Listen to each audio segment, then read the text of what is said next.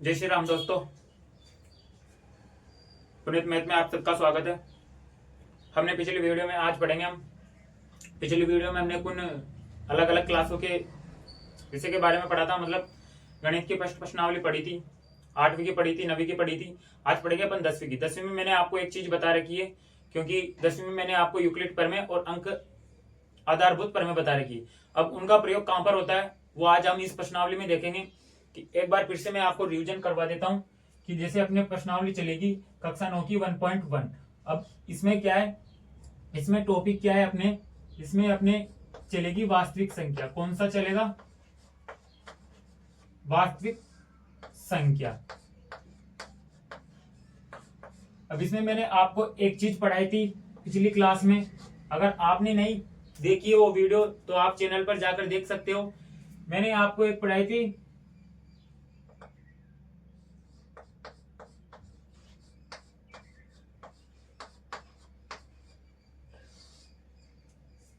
आधारभूत प्रमेय।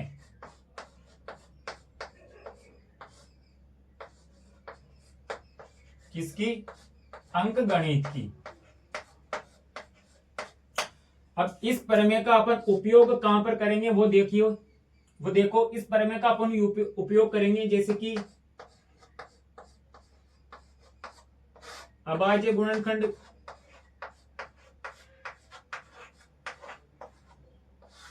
याद करने में। और उसके बाद दूसरा देखो अपने पास जो संख्या आती है कि √2, √5, √7 को की अपरिमेयता सिद्ध करने में, अपरिमेयता सिद्ध करने में इसका प्रयोग करेंगे। उसके बाद अपन आगे बढ़ते हैं। आप इसका इस प्रश्नावली में एक तो टॉपिक है अपना HCF और A के एलसीएम। ये दोनों क्या होते हैं? HCF तो वो होता है जो अपनी किस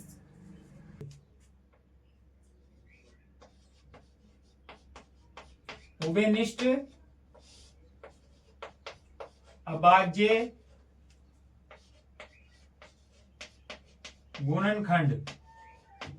इसमें क्या होता है? अभाज्य गुणनखंड की सबसे छोटी घात का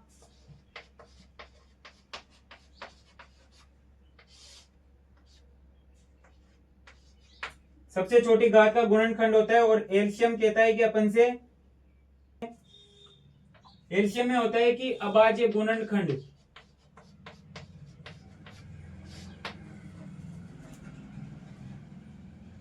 खंड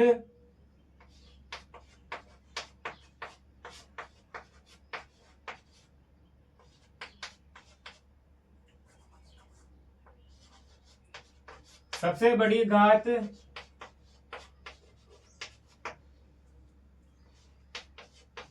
का गुणनफल होता है। क्या होता है? घात का गुणनफल होता है। अपन क्या करेंगे, उदाहरण लेके समझेंगे। तो एचसीएफ और एलसीएम में देख लो आप, ये चीजें होती है। एचसीएफ तो होता है कि उभयनिष्ठ अभाज्य गुणनखंड की सबसे छोटी घात का गुणनफल होता है। क्या होता है? गुणनफल होता है। और उसके बाद एलसीएम क्या होता है कि अभाज्य गुणनखंड की सबसे बड़ी घात का गुणनफल होता है। ये दोनों चीजें आपको एचसीएफ एंड एलसीएम में संबंध ये जब लगाया जाता है गाइस, जब अपन को दो संख्या दी हुई होती है। कितनी? दो संख्या। जैसे कि ये तो अपनी हो गई प्रथम संख्या इंटू दूसरी संख्या। तो इनका गुणनफल किसके बराबर होगा? एलसीएम गुणा एचसीएफ के। एलसीएम गुणा एचसीएफ के। अब अगर मान लो आपको प्रथम संख्या दी हुई है और सेकंड संख्या पूछेंगे तो प्रथम संख्या का इसमें क्या कर देंगे? डिवाइडेशन कर देंगे। अगर सेकंड संख्या दी और प्रथम संख्या पूछी हो तो प्रथम संख्या का सेकंड संख्या का डिवाइडेशन कर देंगे, इधर बराबर में है ना। और एलसीएम पूछा है तो एचसीएफ का कर देंगे, और एचसीएफ पूछा तो एलसीएम का कर देंगे। ये तो चलो तो हो गए अपने, जो भी काम की बात थी वो हमने पढ़ ली। अपनी प्रश्नावली चल रही है कक्षा 9 की 1.1 और अध्याय क्या है अपना 1। प्रश्नावली वास्तविक संख्या। अब वास्तविक संख्या में देखो, आप बोर्ड पर देखो, चलो देखते हैं बोर्ड पर। क्वेश्चन नंबर पहला आपको बोर्ड पर दिख रहा होगा कि निम्नलिखित संख्याओं को अभाज्य गुणनखंडों के गुणनफल के रूप में व्यक्त करना है। अपन को क्या करना है, अभाज्य गुणनखंडों के रूप में व्यक्त करना है। क्वेश्चन में पहला क्या है कि जो संख्या दी है अपन को उसे अभाज्य गुणनखंड के रूप में व्यक्त करना है। तो अपने पास पहली संख्या क्या हो जाएगी, अपने पास पहली संख्या है अपने पास 140। अब इसको अभाज्य गुणनखंड के रूप में व्यक्त करेंगे तो यहाँ देखो, सबसे पहले अपन को इसमें भाग देना है सबसे छोटी संख्या का। सबसे छोटी संख्या क्या होती है, अभाज्य संख्या 2 होती है। तो 2 का भाग 2 इसमें 7 बार जाएगा, 0 आ जाएंगे। फिर 2 का भाग 2, 2 का भाग देने के बाद यहाँ पर कितने हो जाएंगे 35।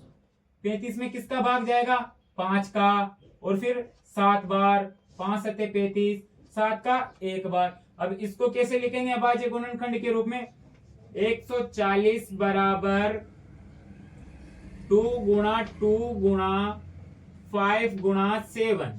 ये अभाज्य गुणनखंडों के रूप में व्यक्त हो गया, अभाज्य गुणनखंडों के रूप में व्यक्त हो गया। अब इसको क्या लिखेंगे अपन, 2 की पावर 2 गुणा 5 इंटू 7। ये अपना पहले का क्या होगा आंसर। अब इसी प्रकार आप यहां देखो बोर्ड पर दूसरे सवाल का करेंगे अपन। दूसरा सवाल दे रखा है 156। इसमें भी वही लगाएंगे अपन। सबसे पहले सबसे छोटी संख्या अभाज्य गुणनखंड में, तो सबसे पहले इसमें भाग दो आप। 2 का जाएगा 7 बार, यहां पर बचे 1, इधर आ गए तो यहां हो गए 16। 16 में 2 का जाएगा 8 बार, 2 अट्टे 16। पीछे क्या है 4 है, तो फिर से 2 का देके देखते अपन। 2 का जाएगा 3 बार 6, और यहां बचेगा 1, इधर आ जाएगा 2 नाम 18। अब देखो गाइस, पीछे भी 9 है और आगे भी 9 है, तो यहाँ पर 3 का ही जाएगा 1 बार 3 बार, और 13 का 13 में भाग 1 बार जाता है। तो ये अपन ने अभाज्य गुणनखंडों के रूप में तोड़ दिया कि 2 2 3 13, ये क्या है सब अभाज्य संख्या है। तो आप यहां देखिए 156 को अपन लिख सकते हैं 2 इंटू 2 इंटू 3 इंटू 13, और इसको अपन ऐसे भी लिख सकते हैं 2 की पावर 2 इंटू 3 इंटू 13, ऐसे भी लिखा जा सकता है। अब तीसरा सवाल देखते हैं। तीसरा सवाल है अपने 3825। इसको भी अभाज्य गुणनखंड के रूप में तोड़ो। तो सबसे पहले इसमें पीछे 5 आ रहा है, तो 2 का तो भाग जाएगा ही नहीं, तो 3 का देके देखो 1 बार, और 3 दूनी 6, यहां बचे 2 22 21 5 बार। उसके बाद में देखे देखो फिर किसका जाएगा 5 आ रहा है, तो वापस 3 का देके देखेंगे 4 बार 2 बार 5 बार। अब गाइस 42 लग रहा है, 5 अट्टे तो 40, 2 5 बार सही है। फिर 5 का देखे देखो 1 बार, और 35 हो गए 7 17 1 बार। अब इसको लिख देते अपन, यहां लिख रहा हूं मैं 3825 को लिख सकते हैं अपन कि 3 इंटू 3 इंटू 5 इंटू 5 इंटू 70, उसको लिख सकते हैं। तो 3 की पावर 2 गुणा 5 की पावर 2 और गुणा 17। तो ये अपने 3 सवाल हो गए। अब इसके बाद में 2 सवाल और बचे हैं, तो आपको समझ में आ चुका होगा, तो मैं इसको साफ कर रहा हूं, आप नोट कर लो इसको। अगला सवाल दे रखा है अपना 14 505। अब इसके अपन क्या करेंगे, इसके भी अभाज्य गुणनखंड करेंगे चौथे के, वही विधि लगाएंगे। इसके अभाज्य गुणनखंड करो तो इसमें पीछे पीछे की संख्या देखा करो, पीछे कितने आ रहे हैं, 5 आ रहा है, तो विषम संख्या आ रही है तो इसमें विषम संख्या का ही भाग जाएगा। देखो 5 का देके देखते हैं, 100 भाग एक आएगा यहाँ पर 21, 7 या 21 होता है।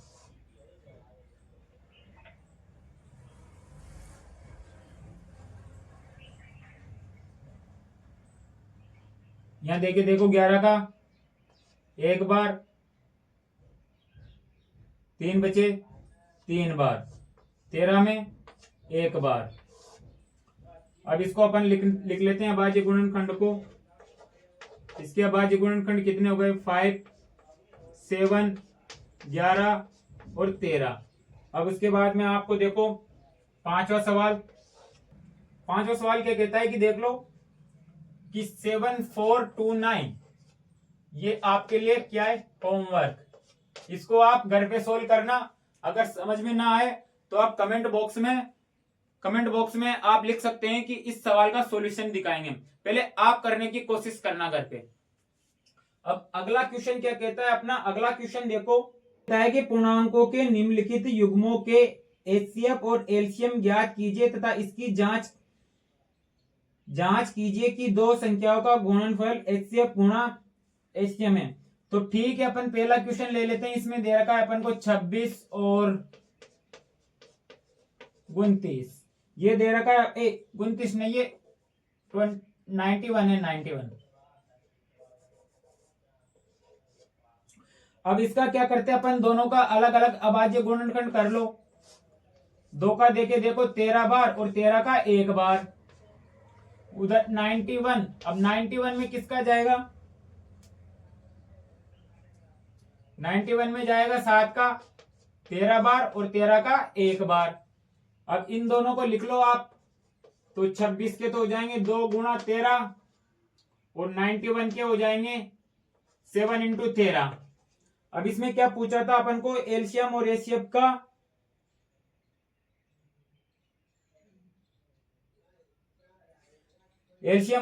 का पूछा था ना। तो पहले इसमें एचसीएफ निकाल दो। एचसीएफ मैंने बताया था क्या आएगा, एचसीएफ होता है कॉमन फैक्टर। अगर दोनों संख्याओं में कॉमन फैक्टर मिल रहा है वही तुम्हारा एचसीएफ होगा। और एलसीएम निकालने का तरीका है वही है 2 इंटू 7। तो एलसीएम क्या हो जाएगा,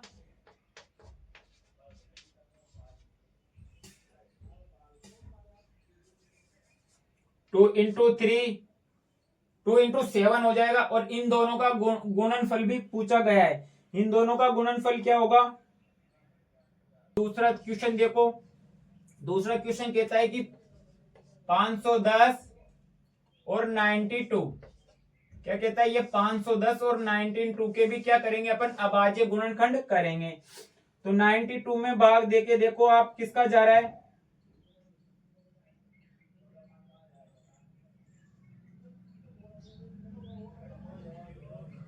ये गाइस इसका एलसीएम है।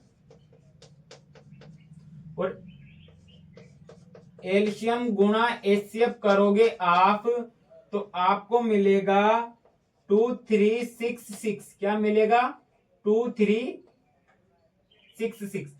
अब ये तो हो गया। अब आप इसके 510 और 992 के करके देखो। तो 510 में पहले 2 का भाग देके देखेंगे, 2 बार जा रहा है 11 हो जाएंगे, 5 हो जाएंगे और 5 हो जाएंगे। फिर 2 का नहीं देंगे अपन, 5 पंजे 25 और 1। अब इसमें किसका जाएगा, 3 का देके देखो 8 बार और 5 बार। अब यहां पर जाएगा 5 का 1 बार, 7 बार और 17 का 1 बार, ये गया। तो सबसे पहले तो अपन इनके दोनों के लिख लेते हैं। 510 के तो लिखो आप 2 इंटू 3 इंटू 5 इंटू 7। और 92 के लिखो आप, 92 का करना है अपन को अभी। तो 92 में आप किसका भाग दोगे, सबसे पहले 2 का जा रहा है 4 बार 6 बार, फिर 2 का जा रहा है 2 बार 3 बार और 23 में 23 का जाएगा 1 बार। ये देख लो आप। अब इसके भी यहाँ लिख लो आप अभाज्य गुणनखंड 2 इंटू 2 इंटू 23। अब इसमें से कॉमन क्या क्या आ रहा है? कॉमन अपन को इसमें से सिर्फ एक ही चीज मिल रही है, तो इसमें एचसीएफ निकालो। तो एचसीएफ क्या आएगा अपने पास? एचसीएफ आएगा अपना 2, तो ये 2 हो गया। और एलसीएम आएगा अपने पास, मैं इधर लिख देता हूं गाइस एलसीएम। एलसीएम ये पूरी संख्या आ जाएगी, तो अपन तो डायरेक्ट करते हैं कि एलसीएम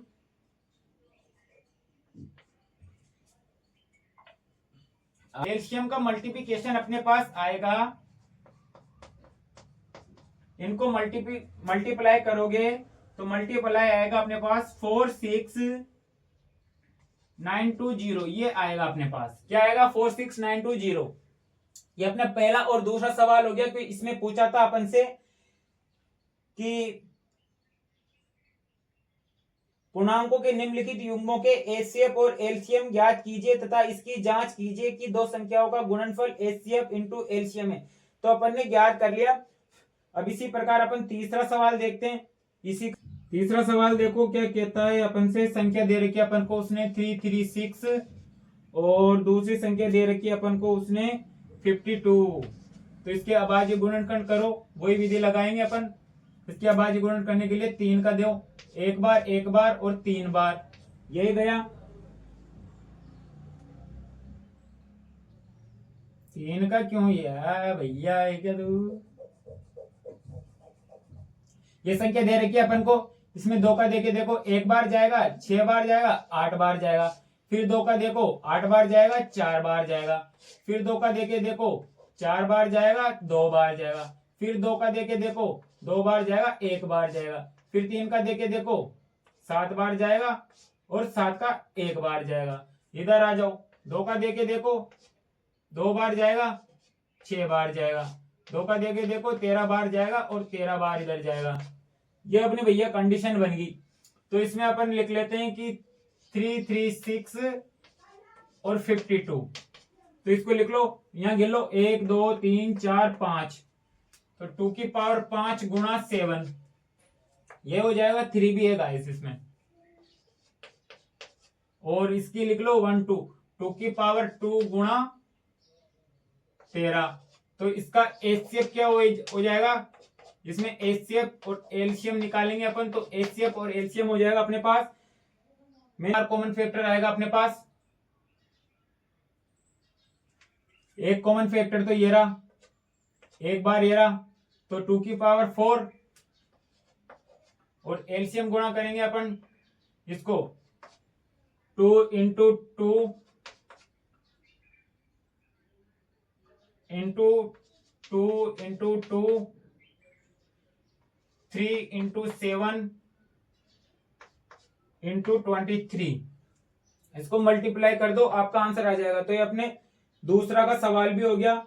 अब चलेंगे तीसरे के सवाल पर। तीसरे सवाल पर चला कहता है कि अभाज्य गुणनखंड विधि द्वारा निम्नलिखित पूर्णांकों के एलसीएम और एचसीएफ ज्ञात करने अपन को। तो अपने पास पहला सवाल दे रखा है उसने कि 12 15 21 कितने? 12 15 21। अभाज्य गुणनखंड करने इसके, ये अभाज्य गुणनखंड। इसमें 2 का देके देखेंगे पहले, 6 बार जाएगा, 2 का 3 बार और 3 का 1 बार। इसका तो निपट गया काम। इसमें 3 का देके देखो, 5 बार 5 बार 1 बार। इसमें 3 का देके देखो, 7 बार 7 बार 1 बार। अब इनको यहां लिख लो, 12 2 गुणा 3 और 15 3 गुणा 5 और 21 3 गुणा 7। तो यहां पर भैया इसका एचसीएफ क्या आएगा? अब इन तीनों में कॉमन फैक्टर क्या मिल रहा है? 3 3 3, एचसीएफ 3 हो जाएगा। एलसीएम क्या आएगा इसका? एलसीएम देख लो, 2 गुणा 2 गुणा 3 गुणा 3 गुणा 5 गुणा 3 गुणा 7 गुणा। ये इसका एलसीएम हो जाएगा। क्या आएगा? 2 की घात 2 आ जाएगी, 2 की घात 2 गुणा 3, 2 की घात 2 गुणा 3 एक बार आएगा, 5 एक बार आएगा, 7 एक बार आएगा। तो ये देखो, 2 की गुणा 2 इंटू 3 5 7 इंटू 7, और इसका आंसर क्या हो जाएगा, इसका आंसर आ जाएगा 500 420 गुणा करने पर। ये अपने अभाज्य गुणनखंड विधि द्वारा पहला सवाल हो गया। अब आप इसी प्रकार दूसरा सवाल देखो। 17 23 और 29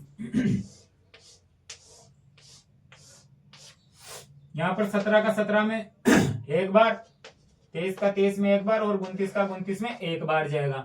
तो यहां पर 17 बराबर 1 इंटू 17 और 23 बराबर 1 इंटू 23 और 29 बराबर 1 इंटू 29।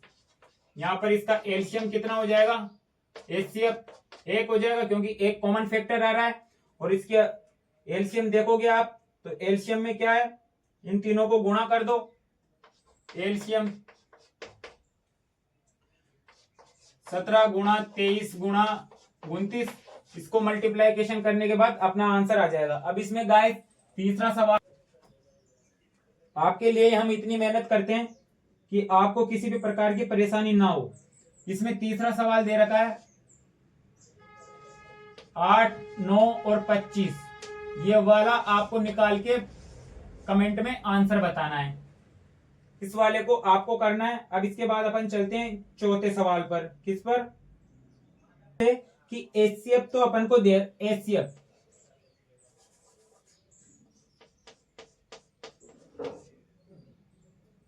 306 657 बराबर कितना दिया गया है, 9। और इसके बाद एलसीएम दिया गया है अपन को 306 और 657 का हमें ये ज्ञात करना है, यानी कि एलसीएम ज्ञात करना है अपन को। इसमें क्या याद करना है अपन को, एलसीएम ज्ञात करना है। तो सबसे पहले मैंने बताया था कि अपन को वो प्रथम संख्या, वो एलसीएम वाला गुणा था ना, वो वाली ट्रिक लगवानी पड़ेगी यहाँ पर। तो देखो अपन को यहाँ पर क्या करना है, एलसीएम दिया है और एलसीएम पूछा है। तो इसमें फॉर्मूला क्या बनता है कि एलसीएम बराबर ए गुणा बी अपॉन एचसीएफ, ये वाला इसमें फॉर्मूला लगेगा। अब एक ही जगह आप क्या मान सकते हो, एक ही जगह आप इसको मान लो और बी की जगह ये मान लो। तो यहां देखो 306 गुणा 657, यही है ना, नहीं तो फिर गलत हो जाए। ठीक है, एचसीएफ दे रखा है अपन को 9।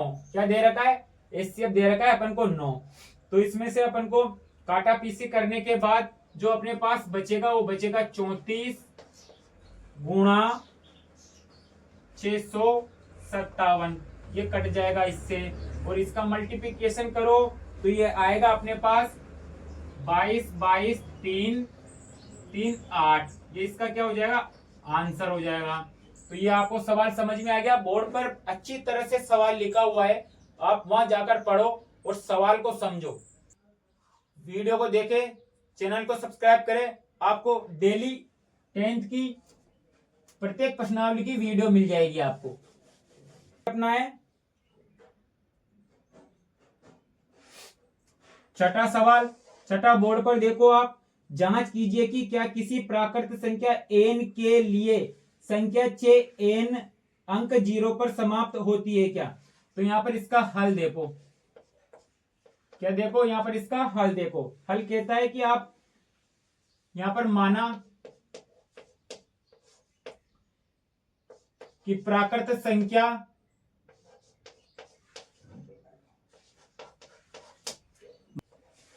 n के लिए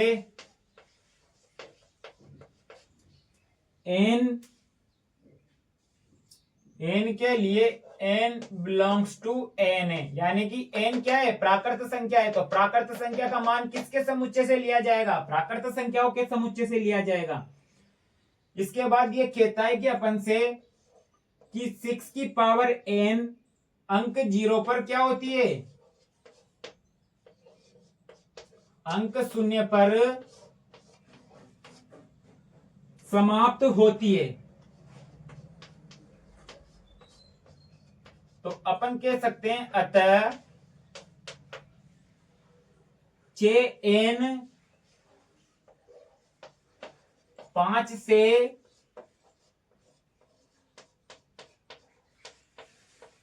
विभाजित होगी। यही बात है। चलो आगे देखो, तो फिर यहां पर 6 के अभाज्य गुणनखंड करो। कितने होंगे? 2 गुणा 3, इसके अभाज्य गुणनखंड होंगे 6 के। और फिर 6 की पावर n के अभाज्य गुणनखंड करो, तो वो भी 2 की पावर 3 की पावर n। यही होगा ना। उसके बाद तो अपन कह सकते हैं कि 6 की पावर n के अभाज्य गुणनखंड में 5 का कोई स्थान नहीं है। जो अपन ने माना था कि 6 की पावर n 5 से विभाजित होगी, तो मतलब 6 की पावर n के अभाज्य गुणनफल में 5 का कोई स्थान नहीं है। नहीं है तो 6 की पावर n अंक शून्य पर समाप्त नहीं हो सकती। ये इसका आंसर है। ठीक है। सवाल देखो बोर्ड पर। किसी खेल के मैदान के चारों ओर एक वृत्ताकार पथ है। इस मैदान का एक चक्कर लगाने में सोनिया को 18 मिनट लगते हैं, जबकि इसी मैदान का चक्कर लगाने में रवि को 12 मिनट लगते हैं। तो मान लीजिए कि वे दोनों एक ही स्थान और एक ही समय पर चलना प्रारंभ करके एक ही दिशा में चलते हैं। कितने समय बाद वे पुनः प्रारंभिक स्थान पर पहुंचेंगे? तो यहाँ इसका हल देखो। यहां पर हल कहता है अपन से कि सोनिया को 18 मिनट लगते हैं, यानी कि सोनिया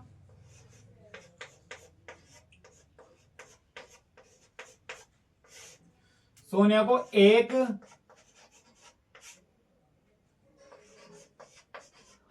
वृत्ताकार पथ पर चक्कर लगाने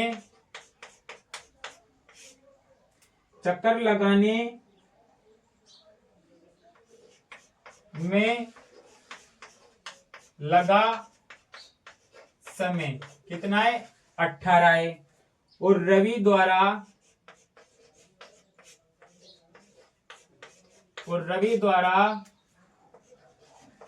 लगा समय कितना दे रखा है अपन को?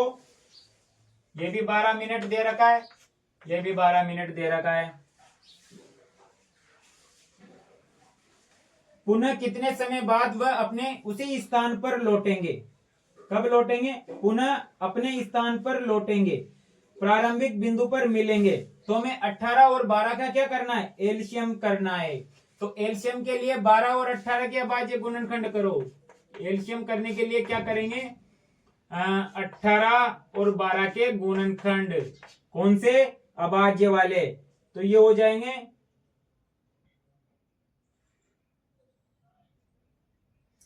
2 गुणा 3 गुणा 3, ये तो 18 के हो जाएंगे। तो इसको लिख सकते हैं अपन 2 गुणा 3 की पावर 2, और 12 के करेंगे तो 12 के हो जाएंगे अपने पास 2 गुणा 3। तो इसको भी लिख सकते हैं 2 की पावर गुणा 3। अब इसमें देखो 18 और 12 के सभी अधिकतम घातांकों में अभाज्य गुणनफलों का गुणनफल लेने पर इसमें अधिकतम का लेना पड़ेगा अपन को। तो एलसीएम ज्ञात करने के लिए यहां पर लो 3 की पावर 2 गुणा 2 की पावर 2, ये अपना एलसीएम होगा। इसको करने पर 49 अपना क्या आ जाएगा? आंसर आ जाएगा। यानी कि वह अपने प्रारंभिक बिंदु पर 40 मिनट बाद वापस लौटेंगे। तो गाइस ये अपनी प्रश्नावली अध्याय 1 थी, प्रश्नावली 1.1 चल रही थी। अब इसमें आपको अगर वीडियो अच्छी लगे तो चैनल को सब्सक्राइब करना, शेयर करना, लाइक करना। आपका एक सपोर्ट हमें प्रोत्साहित करता है। धन्यवाद।